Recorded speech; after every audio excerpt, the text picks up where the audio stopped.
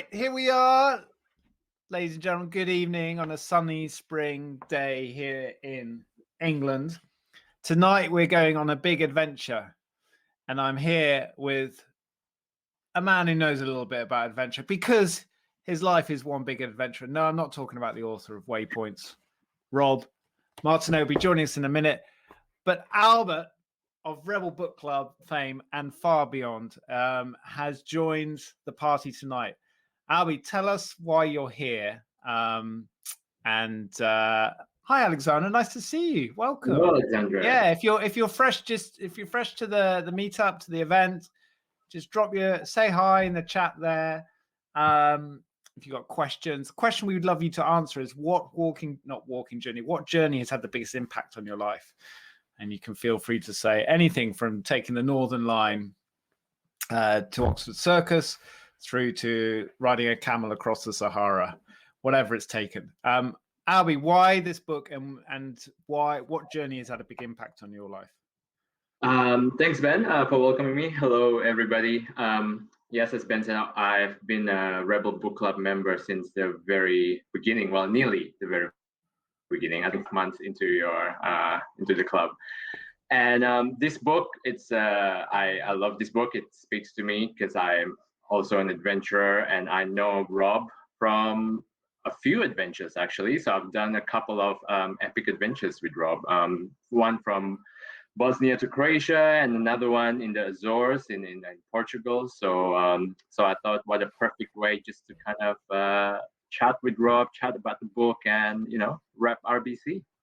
And tell us briefly about what that first adventure with Rob was. So that was an ultra marathon to raise awareness about human trafficking, modern poverty, basically. Modern slavery. And so we ran from Bosnia to Croatia in 5 days, over 300 kilometers. So that was rather epic, and we had to navigate the road ourselves and all that. So 300 kilometers in 5 days. Yeah, about that. Yeah. So it was pretty epic, and this is just a group of people. Literally, I think about 20 of us, kind of taking it day by day. Rob was actually doing the navigating.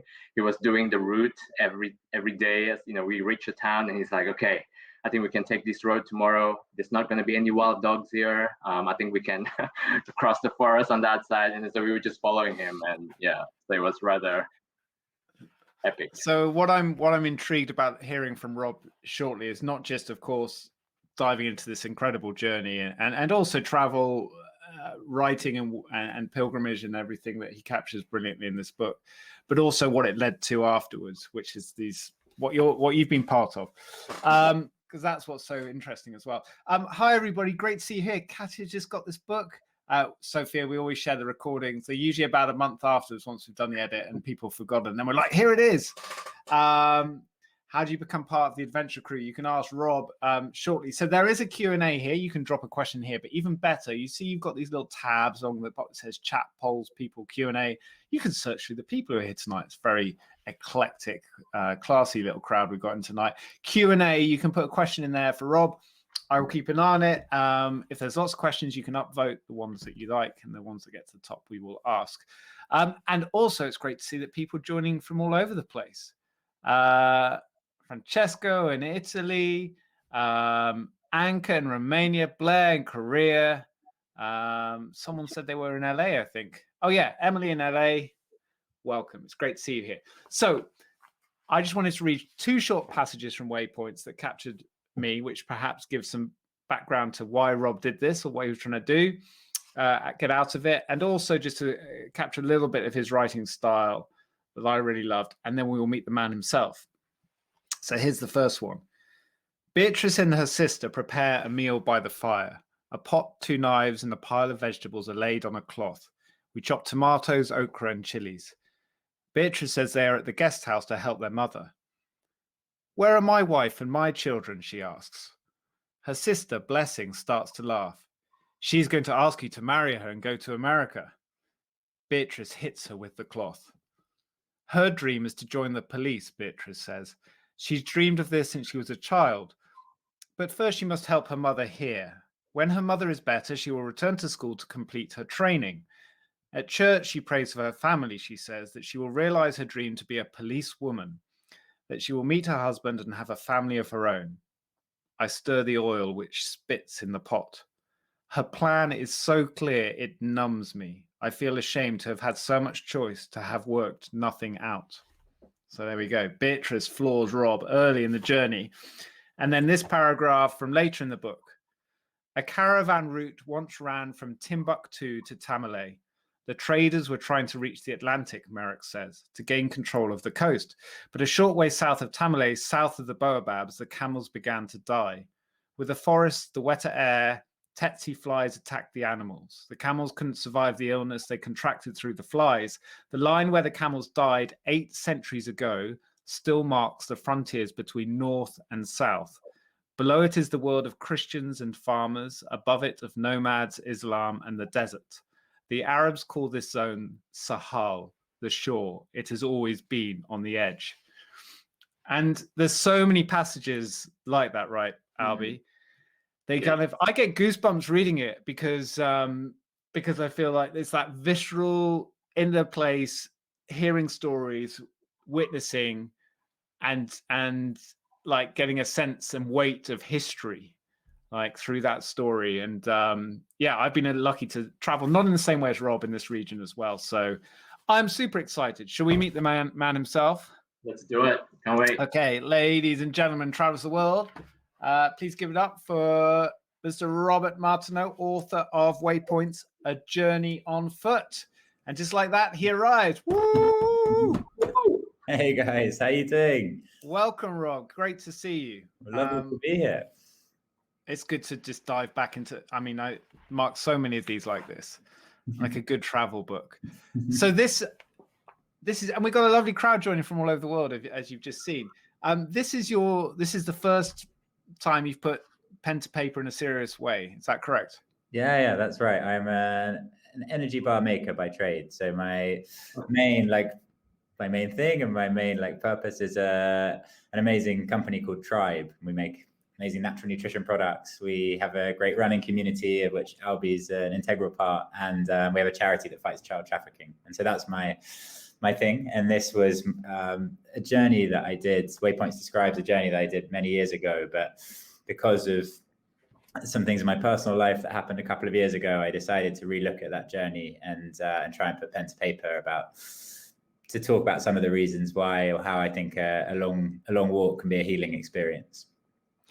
If you, at any point, and I know you can't change the past, do you sometimes wish you made the Tribe energy bars before you went on your 1,000-mile walk through the desert?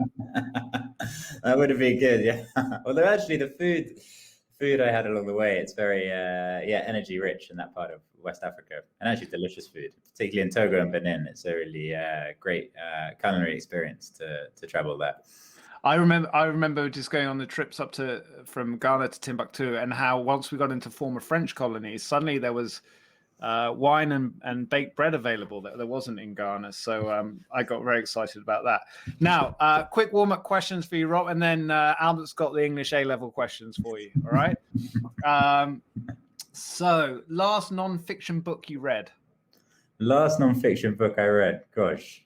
Other than your own. It was maybe the Lost Pianos of Siberia, which was by Sophie Roberts, which is a great kind of travel book, really beautiful book actually. And then I read a lot of kind of, not weird books, but a lot of quite obscure books for what I write. So for Waypoints, I was reading all sorts of. Yeah, your references are wide and deep in this, Yes. which is one of the strengths of it for sure. What about a non-fiction book that's had a big impact on you in the last few years? I think whether it's described as non-fiction, but I think a book that probably has influenced me more than any other, and I wouldn't, by saying that, I don't think of myself as anywhere near in that league, but is The Rings of Saturn by Sebald. I don't know if you guys have read Sebald, but I just find he's writing on, I think, a completely different level to any other writer I've ever read. And The Rings of Saturn is it's a kind of meditation on like memory, on loss, on history, but told through the story of this very ethereal walk through East Anglia. It's quite a strange book. And actually, I should say I keep recommending it to people, and quite a lot of people don't like it, so take it with a pinch of salt. But I actually think it's wonderful. And the other writer I would just say is, again, actually, so it's not non-fiction, but Ben Okri, who wrote The Famished Road, and who's one of the writers who really, his writing is inspired by West Africa, particularly kind of Nigeria, and he was one of the writers that really inspired me to kind of visit that region. Ah, fantastic. And Matt, here you go. Here's some quick questions. Hot or cold? Hot. Hot, yeah. Tea or coffee? Coffee. Mountains or desert? Desert. Ah. Preferred reading format? Paperback, preferably very old. I love old paperbacks. Power nap or long walk? Long walk. Okay, good. Correct answer. We read a book last month called Rest, and the conclusion of the whole book was like, if you get more power naps, life will be better. If you master the power nap. But yes, combined with the long walk. So we want to ask you about why, of course, like why this book. But before you answer that question, I just want to read a couple of sentences about how you framed it here. So this is you quoting Rebecca Solnit, the great author. Walking itself is the intentional act closest to the unwilled rhythms of the body, which is from her book Wanderlust on the history of walking. And you say, as I've got into the walk and the anxiety of how far I've got to go has retreated, I've begun to get what Solnit says. For periods, I feel like I'm falling back into a state I haven't encountered for years, that the motion of the walk is letting my mind run, opening up something like a dream or a trip. So when this idea of going for a long walk, a big walk, was that what was driving you? This idea of going on a big dream or some kind of mind-opening sort of experience? I think in part, I suppose the context to go on the journey was I was working at a large London law firm, and I was working pretty intensely in terms of the hours. We're spending up to 80 hours a week in an air-conditioned office, eating often in the office canteen, and I just felt my life was veering off course or taking a direction that I didn't want it to. And I could see it how I felt each day. I could see it even in my body. I was putting on weight. I was feeling unhealthy. I was feeling like my mind was becoming disconnected from my body, I suppose, in some ways. And I was always drawn to the idea that, mainly through all the books I'd read, that a long walk could be a way to kind of reset a life, and that could help the walker gain some clarity. And so that was the main motivation for me, was to try and see if the walk could change, essentially change the course of my life, and also to go on an adventure, I suppose. And was the biggest barrier pre-departure? This is going back to our Escape the City days where we met, Rob. But was it fear of stepping off that career ladder which you weren't enjoying, but the fear of like kind of not be able to rejoin it? Was it the logistics? Was it self-confidence? What was in the way? Yeah, I think it was a mixture of those things. I suppose it's worth saying, I mean, I was so fortunate I had savings from the law firm. So not many people have the opportunity to take 6 months and go walking in West Africa. That's 99% of people don't. I was incredibly privileged to have that opportunity. I think I was, nervous about what would happen the other side, but I felt it was the right thing for me, and it would be in the long run. And I'm not necessarily sensible, but I've always been I make decisions quite quickly and then I go for it. And with that, I made the decision, and then I spent some time planning the trip. But once I kind of committed mentally, I was kind of up for it, basically.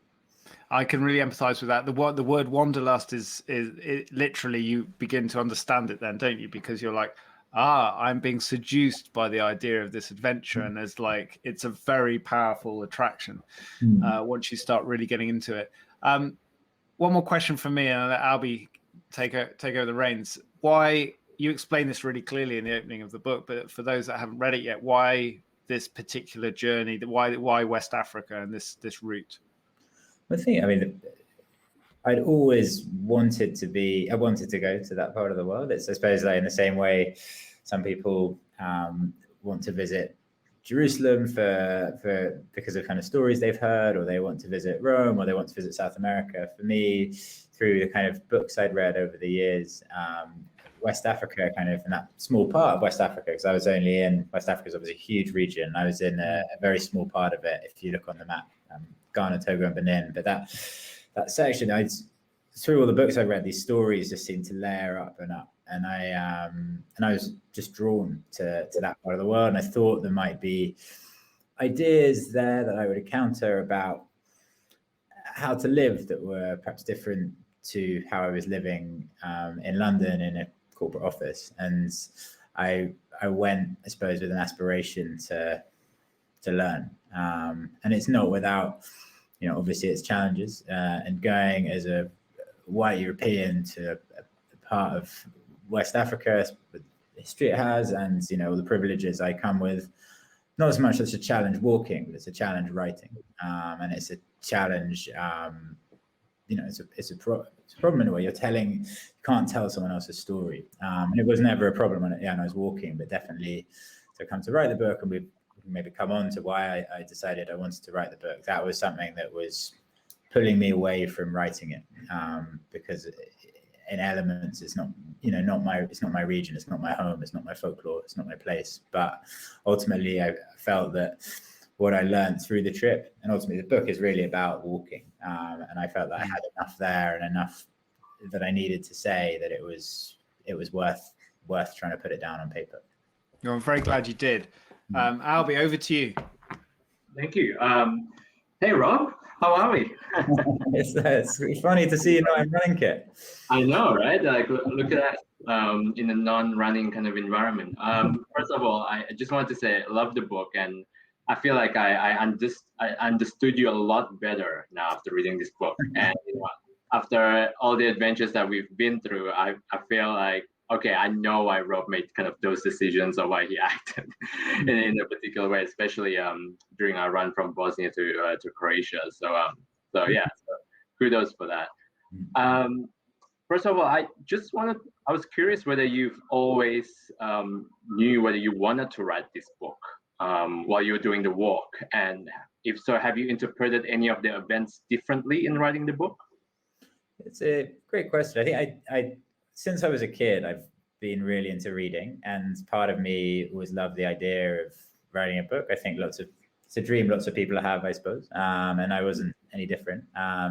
When I came back from the trip, I'd taken sort of notes all through the trip, and often it was the only thing to do. Like, I would be camping kind of far away from any settlement, and I'd have my little head torch, and I'd have my notebook, and that would be what I'd do for an hour at dusk. And I used to post the notebooks back when I reached a kind of place with the post office. And so I got home back to Oxford, where my family live, and there was this pile of notebooks. And I did try to write them up into I suppose like a conventional travel book, but I just couldn't find a story. And I could tell when I was writing it that there just wasn't enough there. And so I just put it away. I was very busy doing other things. But then probably about 4 years after I got back, very sadly, someone I'm very close to had a breakdown. And I was visiting that person every other day for a month while they were recovering in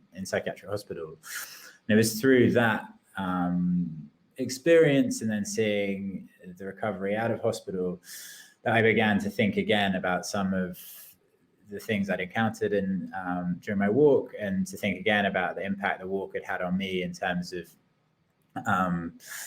not exactly healing, but as a kind of healing experience. And it was then that I started to write the book properly, or how I would say properly. And the subject of the book, I guess, is the journey I went on, but also very much looking at the psychology and the mysticism of walking, and ultimately the power of what I believe is the power a long journey like that, a long foot journey can have on a person and in changing a life. It sounded like it was more of an organic kind of route to writing the book. It was almost like a form of therapy for yourself as well, right? I think that's probably right. And I think it's often difficult to kind of detach the impact of the walk from the impact of writing about it. Those two things are kind of quite interwoven, and memory is a funny thing. It kind of, ties things together, weaves things together. and definitely probably the way, or hopefully it comes through in the book, I've tried to capture that kind of mind wandering that I at least experience on like long foot journeys or long runs, where you get into this kind of meditative state, but you're still very alive and alert to whether it's the land around you or the interactions, the people around you, but you're kind of floating in and out of that here and now into a more like dreamlike kind of state. And what I hoped or tried to, we didn't exactly try, but what kind of came out, I suppose, when I was writing it was a sort of blend of that, I guess, like the narrative of the journey with sort of the places my mind was wandering. And yeah. Great. Now, you talked a lot about your personal desires in the book, a lot, like a number of your desires. And I think, as humans, we can all kind of relate to those desires. And one of them is this concept of walking as a form of freedom, right? And in the desert, you talked about reduction as a form of freedom. So I was wondering whether you've carried that on to your kind of day-to-day life now, or what is freedom to you now? And where and how do you find it when you're not out in an adventure? Yeah, that's a great question. I think, again, one of the motivations for the trip was to try and almost, I don't think I consciously thought this, but to sort of reduce the inputs around me. I think the life I was living before was incredibly hectic in lots of ways. I wasn't outside very much. I was constantly on my screen. I was partying lots, and definitely felt the cumulative impact of all of those inputs of being pulled in lots of different directions was not doing me good. And one of the things that was very appealing about a long walk was consciously cutting out so much of that and reducing your routine down to all I've got is to walk these miles today. I've left with 40 possessions. I had this weird thing where I had like a list of 40 things, and they were all I carried in my backpack. And then each night, bedding down in a tent, and you become quite absorbed in these very like simple routines, which take on a kind of rhythmic, I guess like a rhythmic quality. And certainly that I found that one of the most important elements of the journey for me was accessing that simplicity and that simple way of life. And for me, it's probably one of the biggest like legacies of the journey in some way is consciously, not that I always do it, but consciously trying to access or keep things really simple. And actually in my kind of day-to-day life now, like running is like a huge, not that I'm a particularly good runner, but it's like a huge part of my my life. So and I spoke to so many people during lockdown, they found walking the same, but I now do it running. I get my hour run in a day, and it kind of helps reset everything. And yeah, I try and keep things quite simple. Right.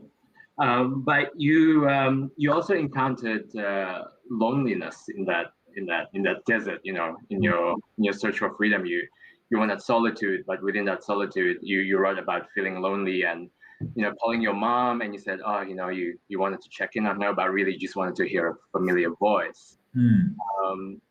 Has that kind of observation changed now that you're sitting back here in London? Do you still view, being in solitude as a form of freedom, or do you feel like, the adventure is only real, or life is only real when you share it with other people and when you have other people around you?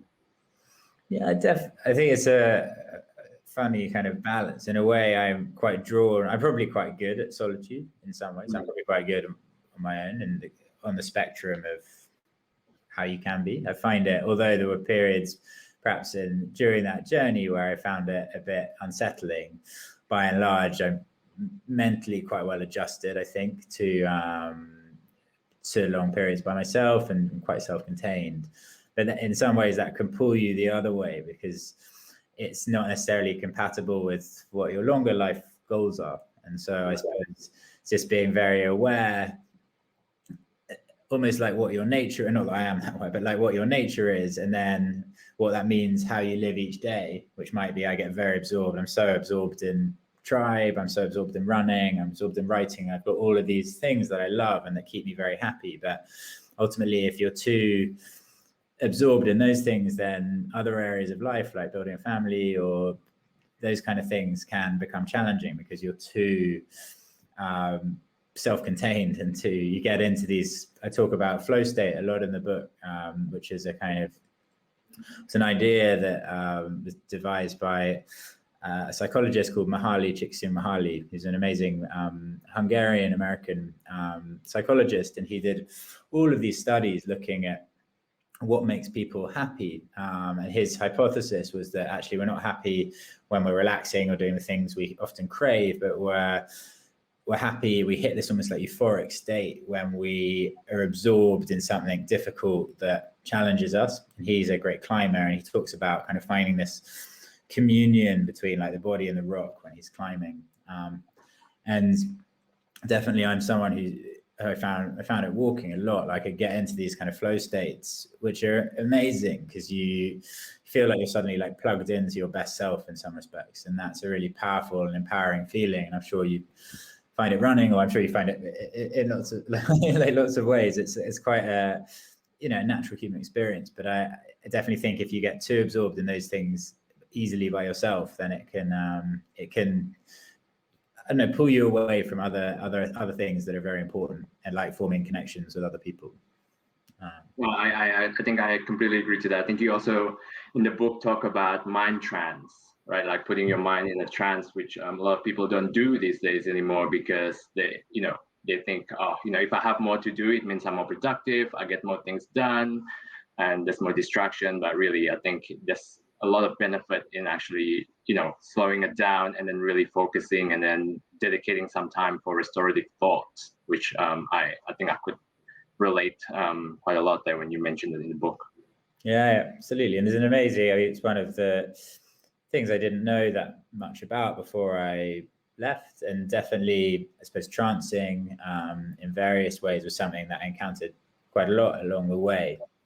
And it's not exactly an everyday thing in some of the places I was, but it's definitely something that people engage with more, I found. And as I read more about it, you realize that in a way it's very unnatural to not be accessing those kind of altered states of consciousness. Like by and large, through time and across different societies, people have gone into trances, and there is like there are bodies of research that suggest we really need it, and that it's really positive for our mental health, and to be able to access those kind of trance states. And certainly walking, this again, Rebecca Solnit kind of talks about it, but there's some interesting examples of, I suppose, like extreme walking and extreme running as well, enabling those kind of altered states. And definitely that's some of the ideas I try and explore in the book, are looking at some of that,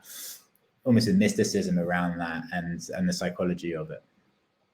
Speaking of altered states, you talked a lot about your daydreams in the book. I find your daydreams are so precise. They're like so structured and so vivid. Like I feel like it was the complete opposite to the reality you were living in at the time, where you felt a little bit lost and everything was a little bit chaotic. What do you think that is? Like, why do you think your daydreams was so intense like that? And do you think you served the purpose during the adventure, during the walk? I still have them, actually. It's one of the things I found a bit embarrassed about. When I wrote it, I was like, God, am I really weird? But certainly when I run, I'll just become completely absorbed in like another reality, but another kind of life in a way, like you're living another life. And I find that really interesting, like why that happens and what's the purpose of that, because it will have a purpose. Like any of these things have a like psychological purpose, and how to kind of channel them. And certainly as I walked, I suppose, whether it was just a way not to be not exactly bored, but to absorb my mind. If you're walking for 10, 12, 16 hours a day, and the landscape isn't changing that much, how do you keep enjoying that time and feeling like you're using that time in a kind of productive way? I don't know, but it became quite a big feature of my experience of walking each day, was immersing myself in these daydreams, and I kind of fall into them, but it's not like you're fully you're kind of guiding them as well. It's a strange state when you're kind of semi-conscious but semi-not. I found, and I don't know if I've never really talked to people about it, so it's one of those things where I might just be like really odd. I mean, I always find you to be quiet actually. Like whenever we were doing the runs, you were quiet. I felt intentional. You were always calm and kind of just kept to yourself. So I figured now, after reading the book, I guess you were probably daydreaming during those kind of brutal uphill climbs and hot running days. Yeah, that's maybe true. I was probably just probably struggling or trying not to show how much my breathing was. Well, speaking of struggle, actually, you encountered your hardest struggle, I believe, in the mountains. I think like you collapsed physically and mentally as well. And I wanted to ask you about this concept of struggling. It seems like you're somebody who seeks struggle and in a way needs to struggle in order to feel strong or to perhaps to be strong. Now, do you think this is always the case, for us humans, that we need to go through some sort of struggle in our lives in order to assign some sort of meaning and purpose and in order to feel strong? A number of characters you reference in the book said, you need to struggle in order to build yourselves up, right? And so I'm just interested in your take on that as to whether we all need to go through some form of struggle, you think, in life in order to know ourselves. It's a great question. Lots to unpack there. And I would say I wouldn't say that I'm necessarily qualified to answer that. I mean, definitely for me, one of the things I think is really interesting about the idea of a kind of walking pilgrimage or in a kind of non-religious way, I'm not religious, but is that element of struggle. And I think it's kind of built into the idea that you set yourself a goal or a challenge, and that struggle kind of gives you some meaning, or passing through it gives you some purpose. And one of I think I talk about it in the book. Like Chinua Achebe is one of my favorite writers. It's a passage from a book called Anthills of the Savannah where he talks about a leopard and a tortoise, and the leopard comes upon the tortoise, and they have a conversation, and the leopard asks the tortoise whether he has any last request before the leopard eats him, and the tortoise said, "Yeah, can you just give me a minute?" And the leopard sort of steps back, and the tortoise then starts chucking sand up in the air and spreading sand all over the place. And the leopard's like, "What are you doing? That's really weird."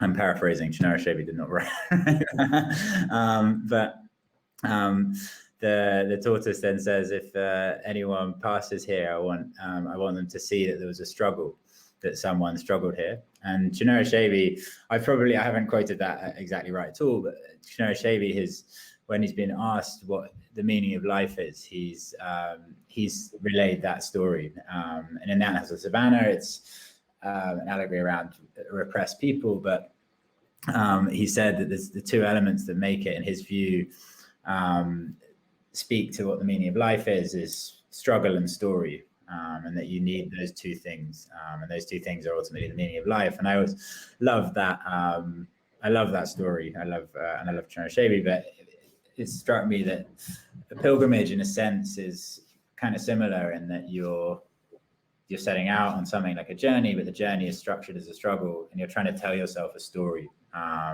around overcoming that and of going through it. And I definitely think there's something exactly universal in it, but there is something in that that's really true. And walking pilgrimage or a walking journey, they've been around for such a long time, and it seems like there is something in people that are drawn to this kind of foot journey, and can see I suppose it offers an easy path in some ways, or a path to find clarity, a path to demonstrate struggle in an interesting way.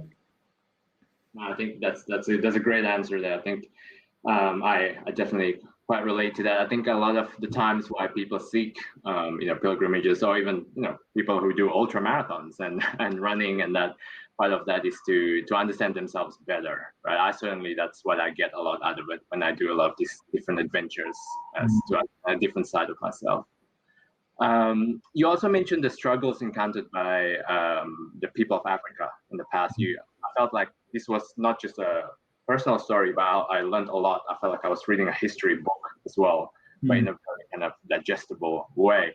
Did you know about these stories coming into the walk, or did you kind of came across them as you going on the walk? Like when you're talking to people, you learned about the different tribes and all the different rituals and that, or was this something you already informed about before going on the walk? And no, I mean, I didn't know. I learned a lot there, and it's worth saying I'm still, I'm no expert on that region. I mean, it's worth saying, I suppose the journey was structured before I went. It's not like I was following a well-known pilgrimage route like the Camino or something like that, which is in Spain.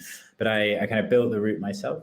So I started in Accra, which is the capital of Ghana, and then one of the reasons the book's called Waypoints is that the route was structured around these kind of 5 points along the way that formed this arc, and it finished at a place called Ouidah, which is a modern town, but it's also kind of ancient spiritual center, known or often written about as a kind of home of the voodoo religion. And it's also got a very tragic history as a slave port where Europeans would go, ultimately my ancestors would go with boats and invaded and took loads of people off as slaves. And there's a horrendous history, obviously, in terms of interaction with Britain, but also other European countries over hundreds of years in that part of West Africa, through slavery and then colonialism. And that, where I was walking, you would encounter sometimes buildings or historical sites where that, when you actually read, when I came home and read about what had happened there, it's horrendous. And it's not so long ago. Often, one of the most amazing places I went was a shrine called Tenzug, which is in the far north of Ghana, and it's an ancient spiritual center. It used to, it still does, receive kind of pilgrims from across the region. And reading about, it was the last place in what is now Ghana to resist British rule, and it's quite a striking place visually. It's in the place called the Tong Hills, and it's almost like the settlement's been kind of built from the ground. It's just amazing. It reminds me a bit of elements of it, like Cappadocia. It's got that beautiful kind of sand walls and very, very kind of special place. But the British came there again and again to try and shut this amazing ancient center down, and they sent tanks in and guns in. And going to somewhere like that, like a place that local people hold as sacred and that has this very rich and deep kind of spiritual history, and then just thinking 100 years ago, whatever, it's my great grandfather probably were coming here, like pointing guns at people, telling them that they couldn't worship here. It's really sad. It was very confronting, kind of seeing that coming to a place like that as a British person. And then it's very kind of humbling when you're everywhere I went along the way, people, maybe it's because they thought I was vulnerable because I was walking, but I'd be given a place to sleep, be given food, welcomed in. If I got sick, which I did from time to time, I would stay for days. And it seemed very natural, as if people made it feel like it was very natural and that I was always welcome. And I've feel really kind of loved in a way out there, because you just, everywhere you go, people welcome you in and make you feel like you're at home. And that's a very special thing. And especially when you think about the historic interaction that has happened between, my people of my country and the people of those countries.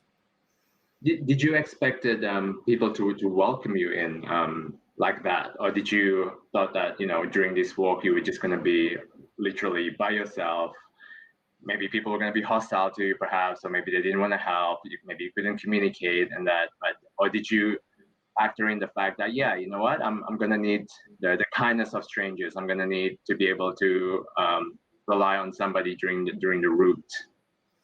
I think I probably gone with maybe an inflated idea of my own ability to be self-sufficient. Probably the first thing. I don't think I ever went being afraid of other people. I never.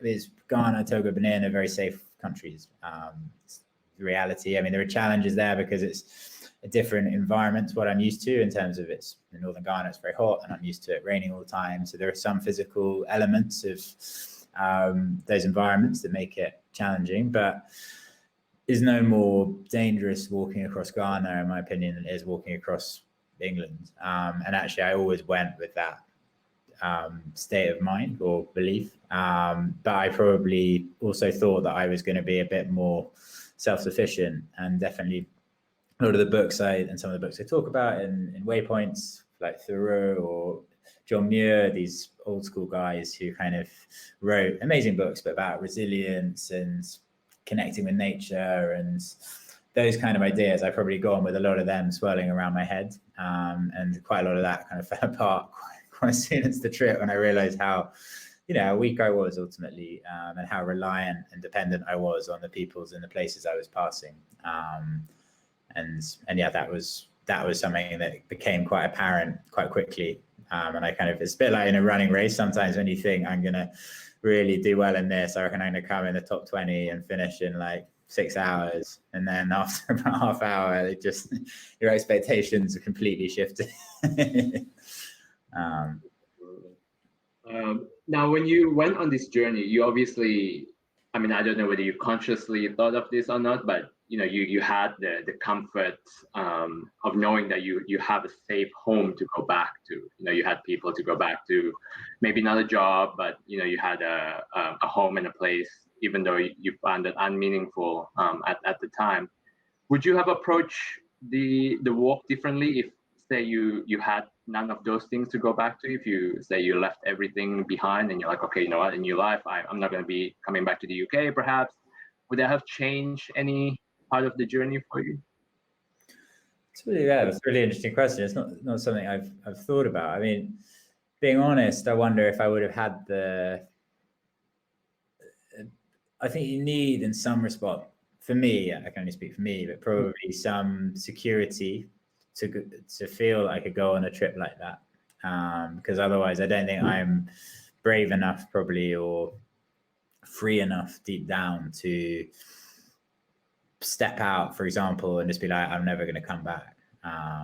And so, yeah, I think for me, that would have been quite difficult. And I think mentally I would have found it quite difficult to for it to be like open-ended. I think in terms of, because although I loved it, elements of it were difficult in terms of that routine is quite difficult. If you sort of imagine walking, whether it's 8-10 hours a day and doing that every day and just having your 10, I mean, it's amazing, and I'm very lucky to have done it and I learned a lot from it, but to do that forever or without knowing that there's a house somewhere or a bed somewhere, I think I'm probably not free enough mentally to live that.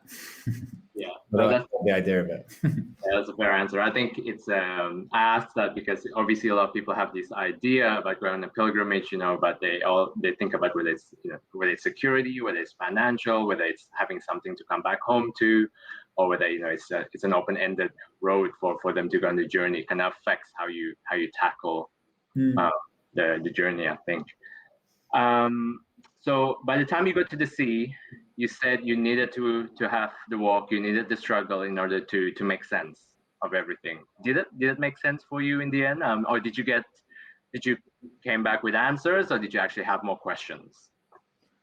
If I came back with answers, I mean, I think I definitely felt more settled in myself by the end of the journey, and I think I kind of took some things from that routine and that lifestyle that have carried through in my life since. And I think one of the things I explore a bit in the book is the idea of kind of grief and how a long walk can help, or that kind of experience in kind of confronting that. And it wasn't something that I was really aware of before I went. But my father died when I was very small, and I didn't sort of feel that as something I was lacking or that was having a big impact on me in my kind of day-to-day life before I went. But certainly through the walk, it was something that came up more and more. And I think it helped me in that sense to kind of maybe stare at that and look at that and think about that, particularly is in lots of the communities I was walking among or was staying. There's a very different approach, I suppose, to past generations and lost loved ones than there is, at least in my kind of bubble in England, and definitely going to whether it's ancestor celebration ceremonies, which I was lucky enough to go to in various different parts of Ghana and Benin, that certainly made me think more about the people I'd lost, and particularly my father, and the legacy of that, and how I was kind of not really facing it at all, whereas in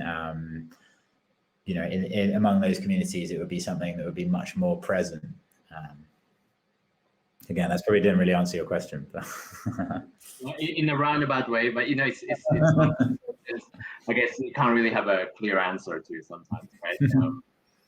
Work in progress. Finally, I just want to talk about this concept of building sandcastles that you mentioned at the end of the book, which I thought was very sweet, with you and your grandfather building sandcastles. And you mentioned something about, even though the sea will come in and destroy it, it's still worthwhile to build it. Now, is it fair to say, and maybe I'm interpreting this completely wrong, but is the sandcastle like your life, it's one's life, and then the sea is this like significant disruptor that comes in every now and then, and if it does bring you down, you always, it's always worthwhile to build it back up, to get yourself back up, I suppose. Is that kind of the model you live by?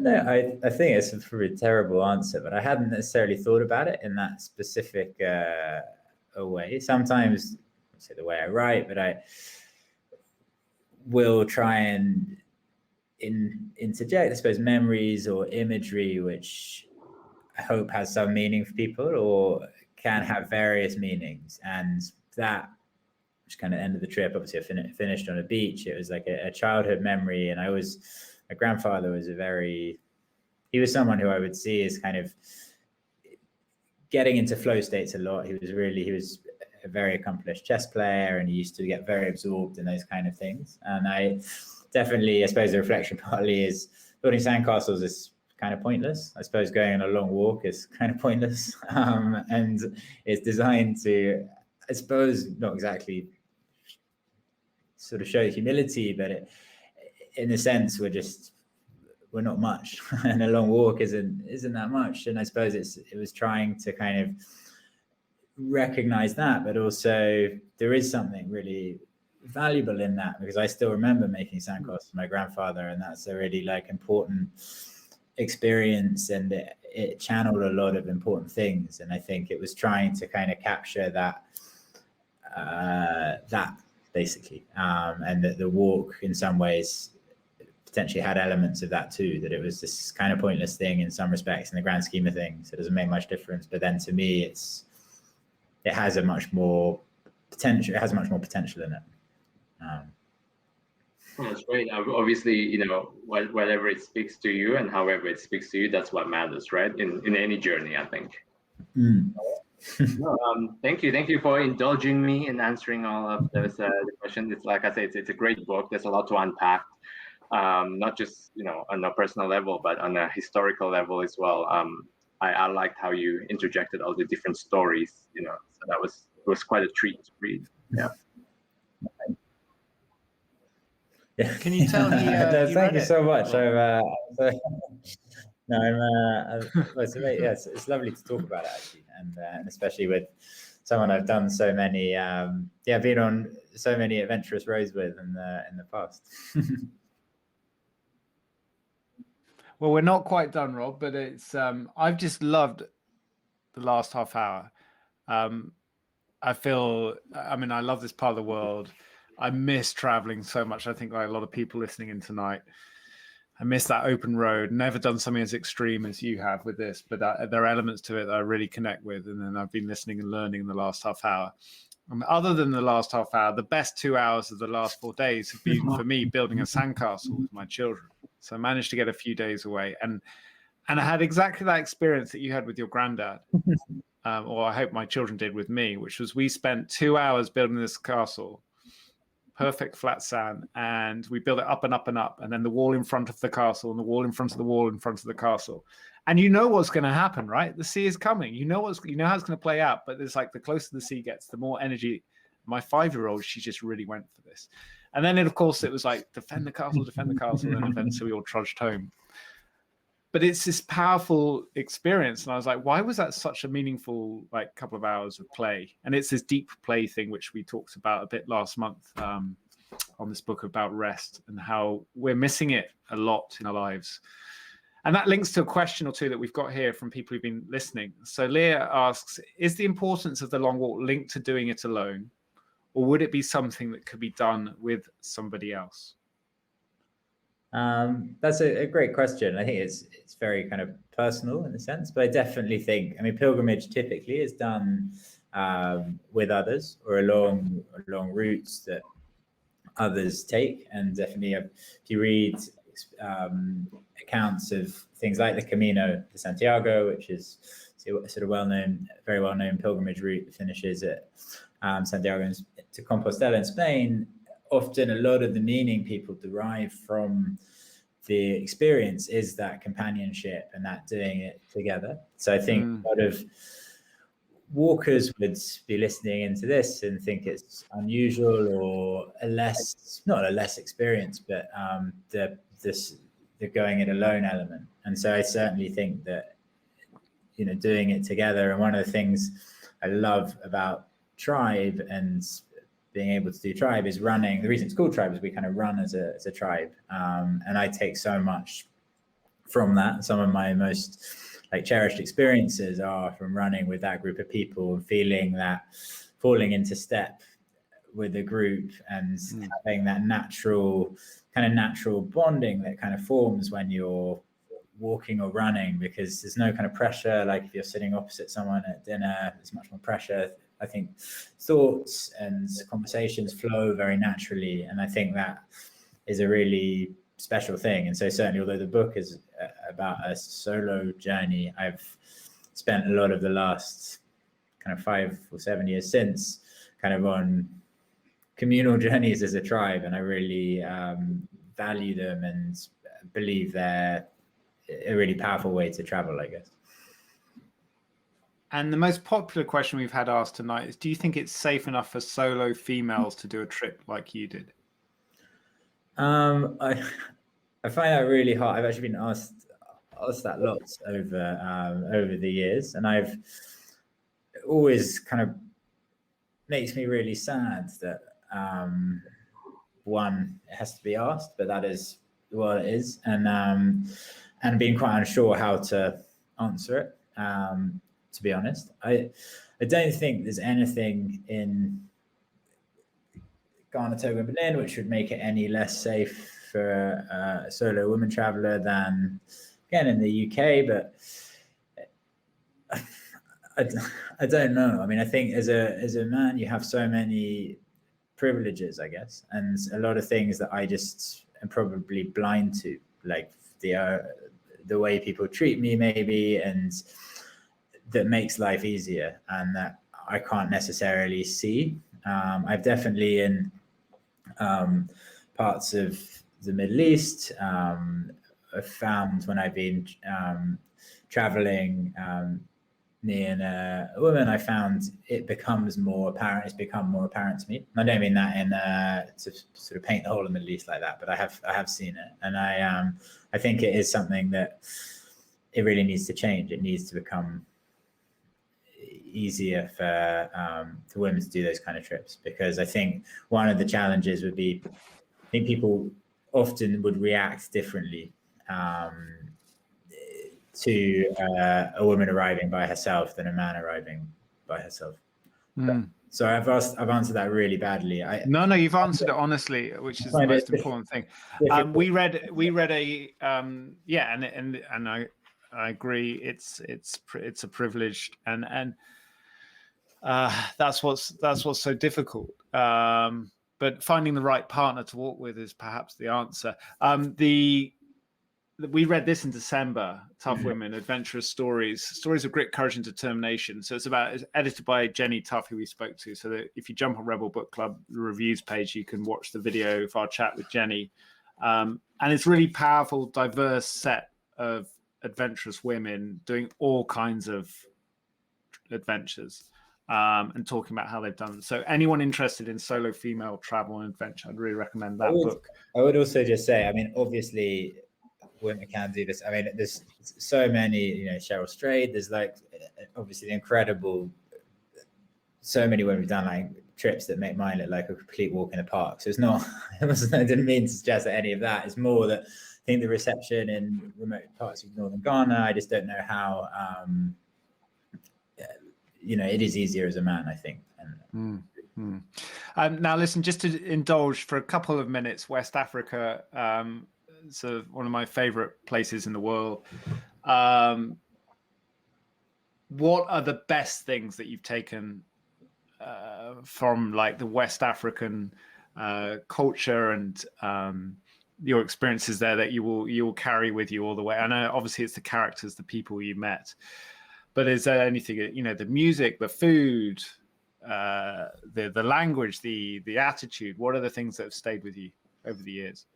I suppose the main thing for me is the sense of community. Everywhere I went, you feel that there's just a really strong, when the place I traveled, there's such a strong sense of community. And I found that really, like, I miss it in other places, in my home. I just haven't found that anywhere I've been really since. And I think, again, part of it is walking. Perhaps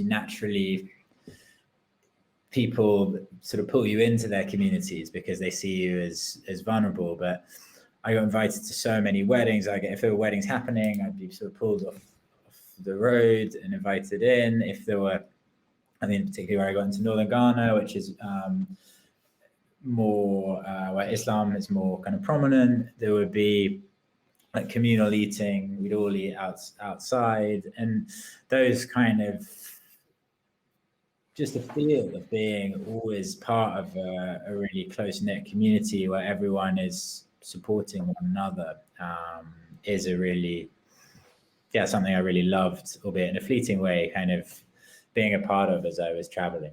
And we call this a campfire conversation, obviously, in inverted commas, but some of the best conversations I've had in my life were around campfires in that part of the world. And there's something about sleeping outside. I know that's a romantic notion. Not everyone sleeps outside just because it's warm, but people tend to sleep outdoors more there than they would in Europe.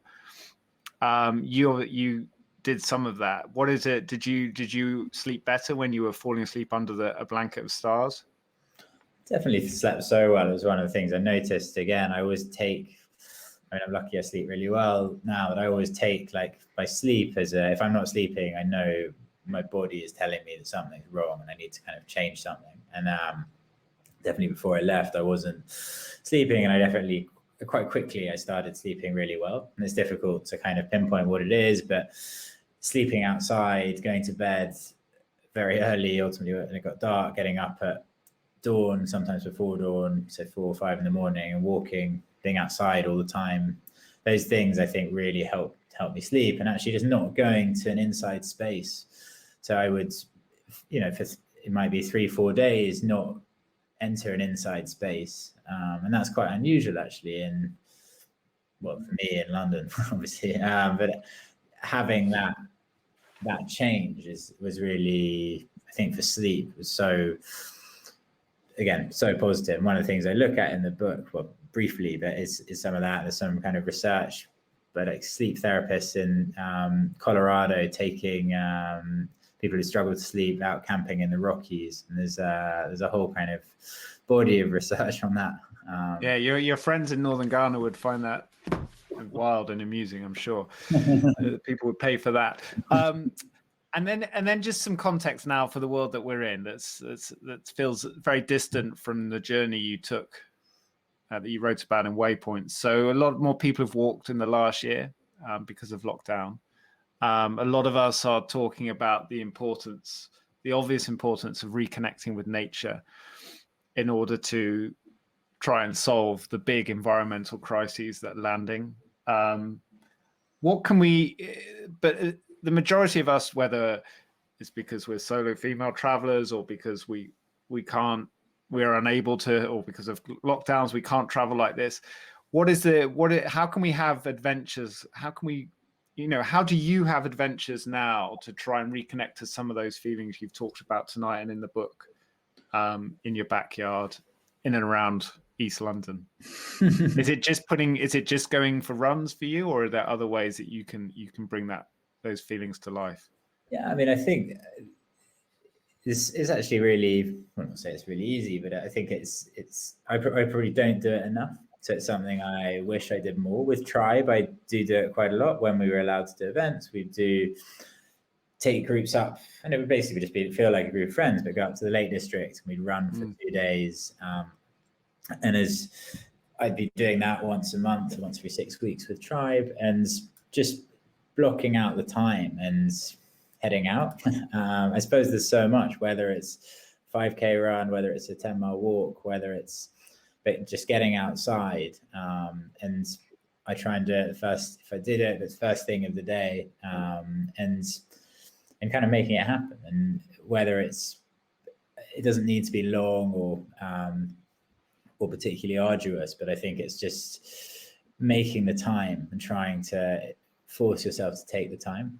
And something like Al Humphreys has written a lot about that and the kind of concept of micro adventures, and I definitely, I think everything he's written about like that, and sort of tried to encourage people to do more things like that. I really believe in, and again, probably not a great answer, but I think there are. No, great answer. And you're referencing another Rebel Book Club author, so perfect.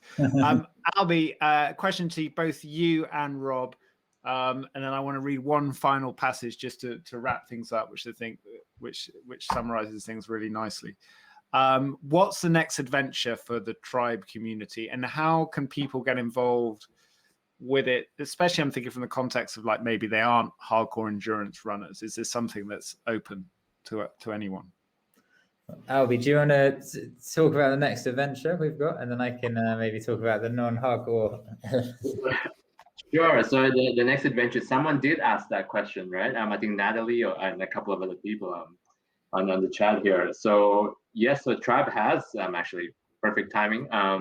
Run for Love 4. So that's another adventure in Croatia. Run for Love 4. 4, yeah. Okay. So Run for Love is it's a run to raise awareness about modern slavery, and so I've had the opportunity and privilege to do number 2 and 3. So number 4 is next year. We're going back to Croatia.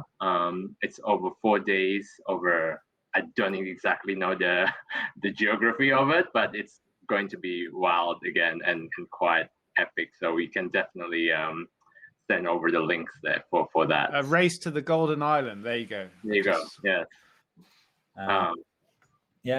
Well, just to add to that, I mean, the idea of Run for Love started off the back of a long run, which turned into a kind of Forrest Gump style community run, which went from Odessa in Ukraine to Dubrovnik in Croatia. And the project was designed to raise funds to build the first home in the UK that provided rehabilitative care to victims of child trafficking. And out of that project kind of grew Tribe, and then the subsequent Run for Loves. And I suppose the two things that are really unique about Run for Love is it's not a race, it's an adventure. The idea is we come together, we're in nature, running, in this instance, beautiful trails through this national park in Croatia, and finishing with a loop of this island, but also that we do it as a tribe, so that everyone who joins kind of becomes part of this community who can train together if they like, and is very much supporting each other kind of through the day's hard running. But it's quite extreme in some ways. So there are lots of other ways people can get involved. We've got a half marathon on the final day, and we put on tons of other events which enable people to get involved, whether it's like running 5K or yoga, all those kind of activities. And also there are opportunities to get more involved in our charities work, the Tribe Freedom Foundation. So we do things like, we recently